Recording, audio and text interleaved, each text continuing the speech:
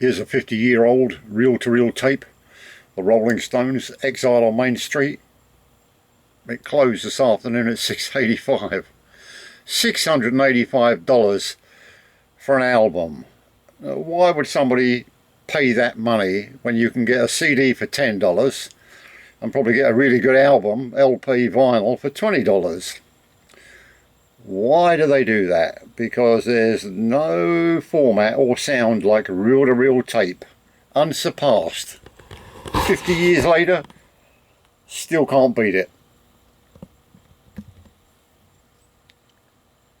So there you have it. Second one that closed today. And actually, I think I have that.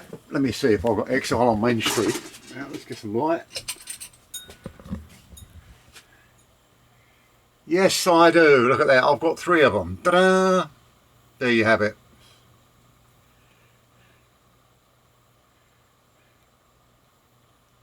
Yeah. Reel-to-reel tape. Fantastic. Once you've heard it, that's it. Spoiled forever. Yeehaw.